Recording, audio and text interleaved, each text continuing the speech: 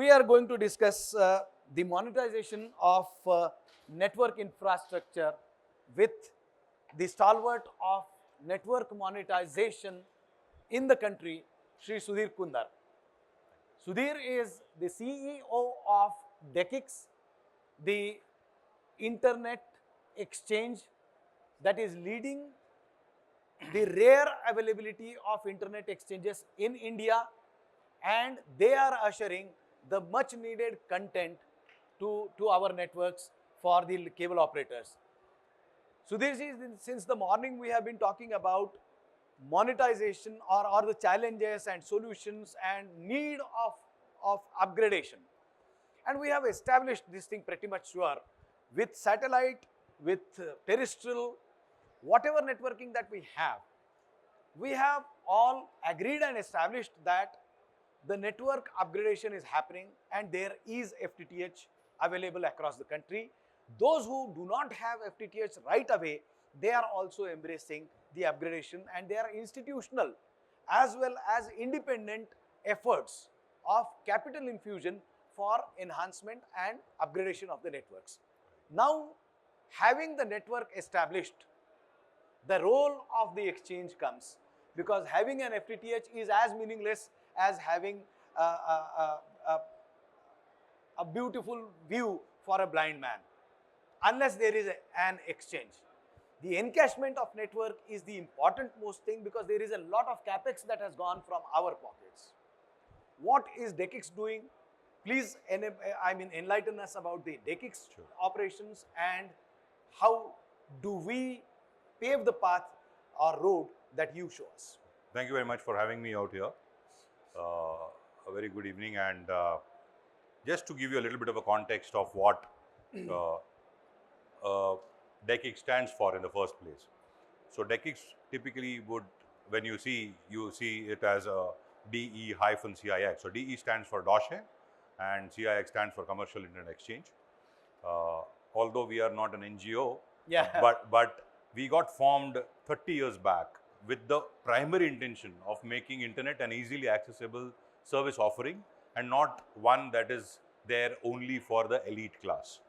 This February, coming 25, we would be completing 30 years of that establishment. Wow. And if I have to give you a little bit of a context, we are globally present across 55 locations with more than 3,800 plus AS numbers connected with us, out of which we have about 1,200 odd data centers where we are connected. Customers from more than 600 plus cities connect into our various exchanges across the globe. And now closer home, you look at Mumbai, since 2019 to today, not only did we become the fastest growing interconnection platform across the Asia Pacific region from a Mumbai standpoint, where we became #1 within the next 1.5 years of 2019 December. And we maintained that market leadership across 29 countries and 153 exchanges for 3 years plus then. And having said that, we launched a slew of services which makes a true interconnection platform availability for folks across India and the SAARC countries. So, an interconnection platform like us comes in with first internet exchange, which helps you monetize your investments in the right direction. While if you connect into Bombay, you get 90% reduction in your raw bandwidth consumption, as it is called. So it leaves you with a lot of funds to be redeployed into your network and make it available for the next generation network infrastructure investment. That is the first part of it. We are also trying to move the traditional internet service provider from a ISP to a interconnection digital service provider, which means that by taking my peering services, he is bringing down his cost to serve his customers, give a better latency, better control on the network, better security, scalability. But that's only the beginning. The next part of monetization for him would be investment is zero except for time share and mind share, because his last miles are already there with the customers, with SME, SMB enterprise. He white labels my direct cloud, my maps and my other services, which eventually a customer requires. So if you look at the current internet landscape in and around these geographies, we see that a customer working out of a 350 square feet office today goes in for a 1 gig of direct cloud connect for AWS. So when we have our infrastructure at his disposal, he goes ahead and white labels it, makes it as his own, and services the customer with ease of doing business and monetizes his own investments as well. Not wanting to take names, if you could look at LinkedIn, you will see multiple announcements that we've made. More than 10 odd customers we see from the internet business. Couple of them have fabulous booths out here while they have launched their own ABC Cloud Connect. Now Wow. that ABC Cloud Connect is nothing but DE-CIX's DE-CIX is fabric, white labeled by service. them, and they are able to make I must humongous say, amount. I must Sudhirji say, right from the statements that you have started, what an illustrious stat. I must compliment to you. I also wish that the industry understands by missing out on your live discussion what they are missing, because since as Jignesh Mehta ji just in the previous panel said that this disruption happened in 2020, and from there we are struggling to actually becoming some self-sufficient network operator, last mile network provider. Now, and there still is a mindset of the local cable operation people or local FTTH providers, so to say now, that the last mile provision is going to be hogging capital because of the deployment of infrastructure, and after deployment, we take something at X rupees and we sell it at X plus delta X, and that delta we are making as our profit. But I think after listening to you very carefully, I believe that you as an internet interconnection platform are taking away a lot of those operational expenditures and nitty-gritty by enriching their delivery of services in a manner such that they do not incur a single farthing of expenditure, and everything is done by the interconnection platform such as DE-CIX. True. It is very complimentable, but please elaborate. For example, I as a small cable operator am going to be joining my hands with maybe Aditya or maybe some other Dr. Pawanpreet, if that is the case, and then they come to you. What specific services do you give apart from just white labeling, and what is the benefit of white labeling that? Correct. So see, if you go into the nitty-gritties of it, as you said, Yeah. If I have to put a little bit of a mathematics to make things more interesting, because as much as you speak about knowledge, if you don't speak about the take home, it will not make any difference, right? So if somebody owns around 375 odd buildings today, right? 375 375 fiberized buildings, okay. right? Connected with fiber. Connected with fiber. Okay. Let me walk with this math. Yes. Yeah. I wish I could show the math on the larger screen, but let me walk with you with this. 375 buildings connected with fiber. Yeah. So we say that even if you have a 10% of the entire base, right, with that particular number, okay, you are in a position to have last mile in your control. Yeah. Then you put in margin on the product that you take from me, Oh. and minus of the payment that you make. The math would have been easier if it would have been on a screen here. Yeah. But to give you a sense of how this business can work over 1 year of ARC with 100 MB, 500 MB and 1 gig. I'm not going over the top. This is the most pessimistic way of looking at business. You will still make anywhere between 21 to 22 crore rupees if you do this on a rigor basis. Because ultimately today, what the industry does not realize is there is no end to cutting into each other's margin. Oh, but yeah. they have already made those investments. How do you monetize your investment and your relationship? Because when I acquire you as a customer, not only am I acquiring you for that particular small broadband or ILL that I give you, I also acquire your relationship with me. Oh, that brings us to a very, very valuable point. And I really wish that more ISPs and more cable operators were not missing what you have said, because this industry has been marred by the syndrome of intercutting of each other's networks maybe, or each other's consumers maybe, each other's interests maybe. And here is a player now who has emerged from the pedigree of about 30 years of their experience, and they come and they say that there is no need of cutting the margin of others. You yourself are having standalone mathematics True. and standalone viability, feasibility such that you are capable of doing that. Now I am coming to the next thing that I was having in my mind that I should not leave you without asking, is with the surge of optical fiber networking in India, especially the very recent announcement by and mention by the Honorable Prime Minister himself and the Telecom Minister himself, that the DPI, the Digital Public Infrastructure, is going to enhance, and there are the likes of BharatNet that are undertaking the connectivity to gram panchayats, practically lakhs of gram panchayats being connected.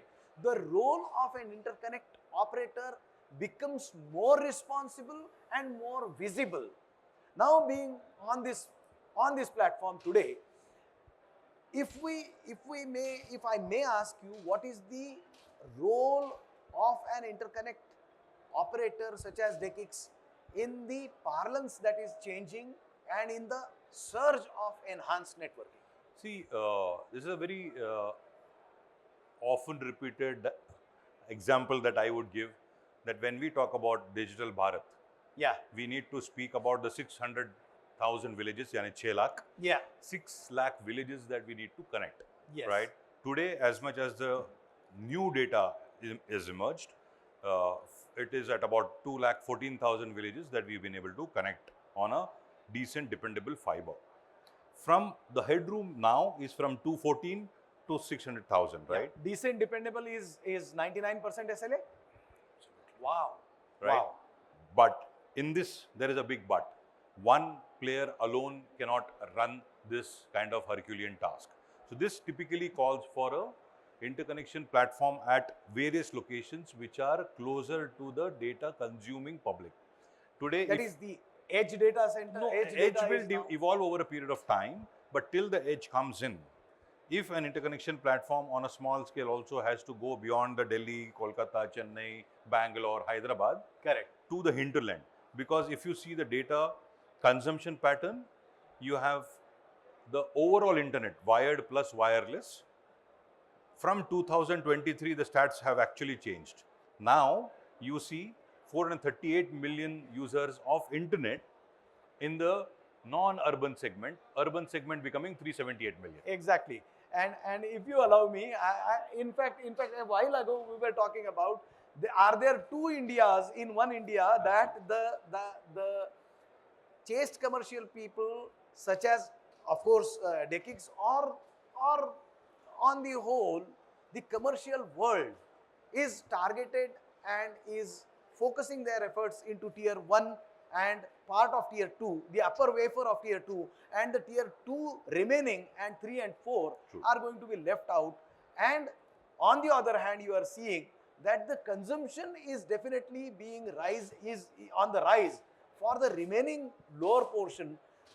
How do you see the likes of DE-CIX? Though you have taken the caveat that it is not a single entity's task, but getting into deeper depths of India, and then being available to the so people. that's where I think the concept goes beyond one single organization or 2 or 3 organizations, and I was a part of the panel yesterday, and that's what I exactly mentioned, saying that it is above and beyond imagination that 1 or 2 companies can go and make the true Digital Bharat happen, but we can play a very, very important enabling role when you have something that is very, very easily possible, which is public-private partnership.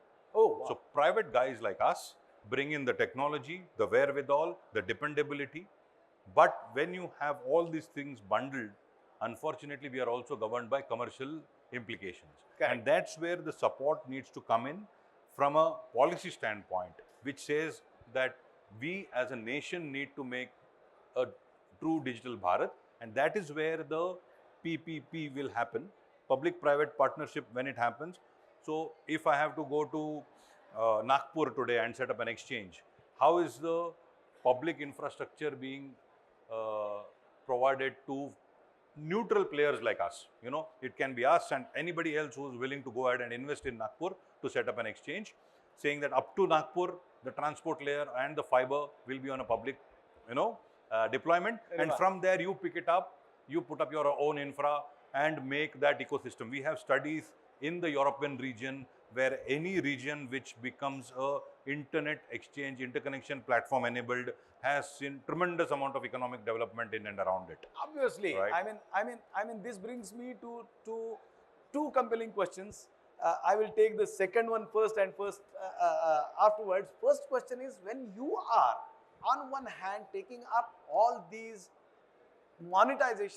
means of monetization into your own hands and delivering them selflessly, for example, to the last mile operators, and from there you are also a commercial entity yourself. So how does that fit into your scheme? Very valid question. See, while, as I said, while we are glued to our ethos of being committed to the community and the ecosystem, we also need to run business as usual. And that is where we come in with interventions like when we were becoming a rocket ship that we are as of now. Couple of things that we did selflessly, as you rightly put it, is wanting to help the operator with AS number, with his license, with his IPs, anything that he needs, and say that after that also, if you want to go to X, Y or Z, I am okay with it.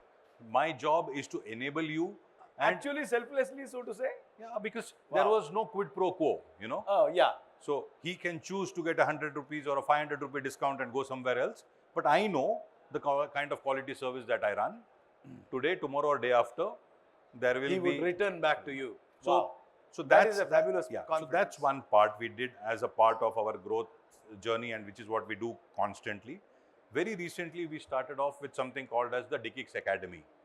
And what we do in the DE-CIX Academy is to ensure that whoever, irrespective of the organizational badge that he carries, in spite of the fact that he might be a ISP, internet exchange, or an enterprise SME tech guy, comes in, attends our DE-CIX Academy programs, which are well popularized, and gets the benefit of the huge knowledge bank that we I have build. attended quite a few sessions of Gaurav, and I can vouch myself that they are fantastic. Right. They bring about a core of the knowledge.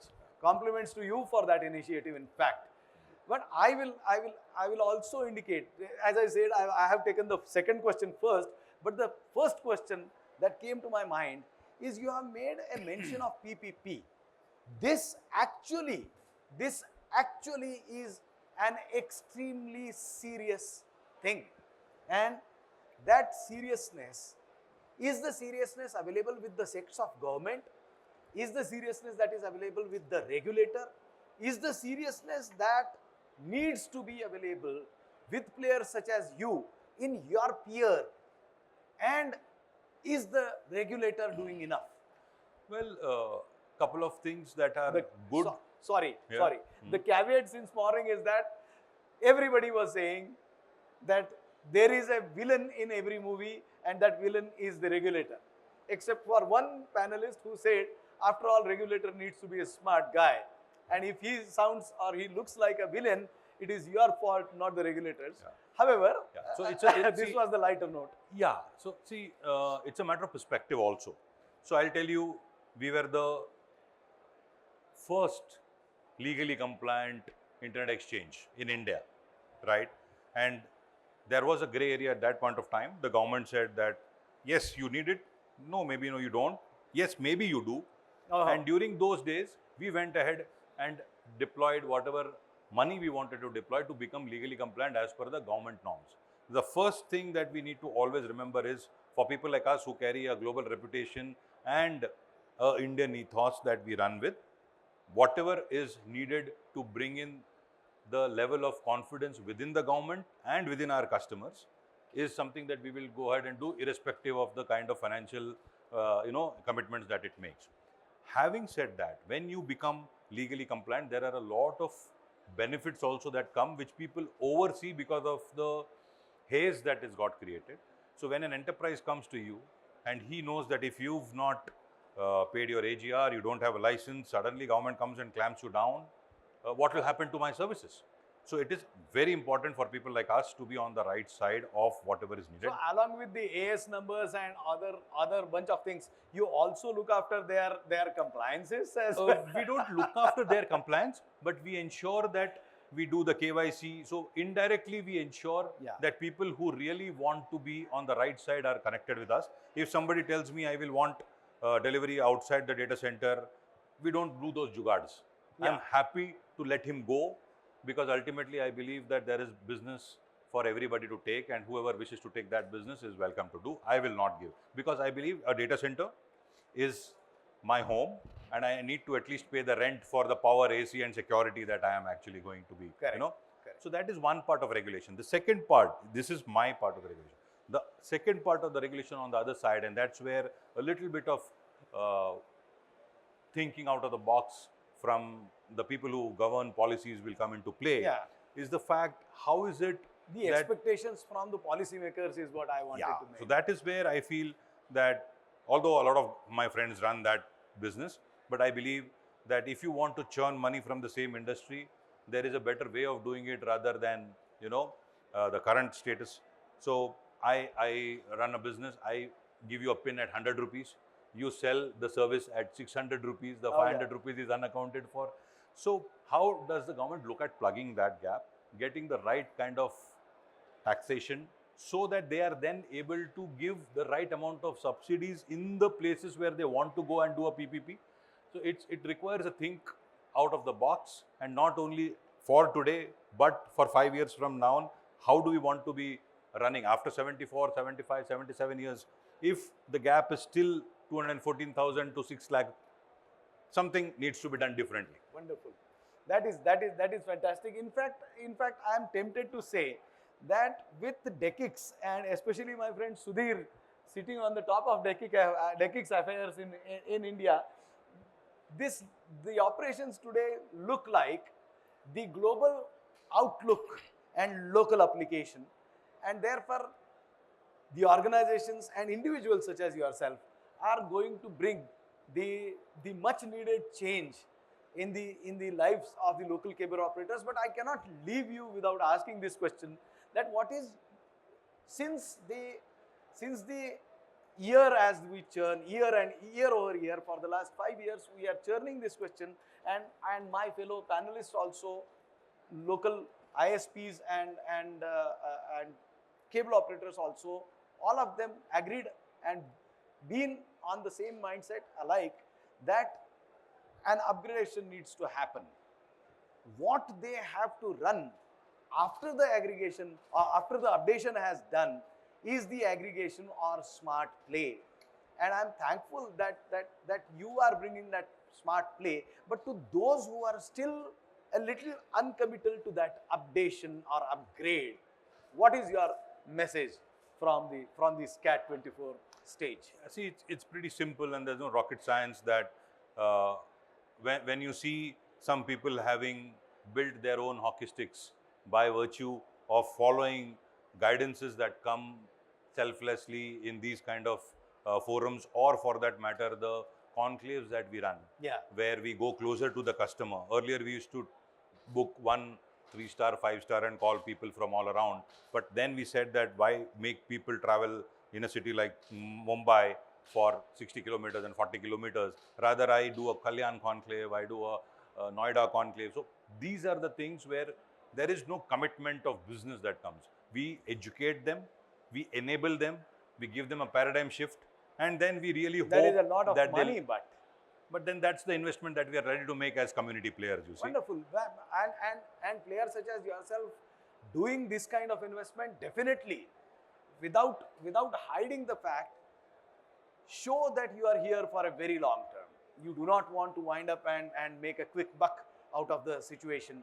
And therefore, I am very, very sure the people, those who have this kind of businesses built, those who have this kind of investments already committed will have to, and I will say must, access to the scheme of things that DE-CIX is running today. It is a big privilege having you on the panel, big privilege interviewing you. In fact, I am sure I would also have extended the session for in fact about 20 to 30 minutes more.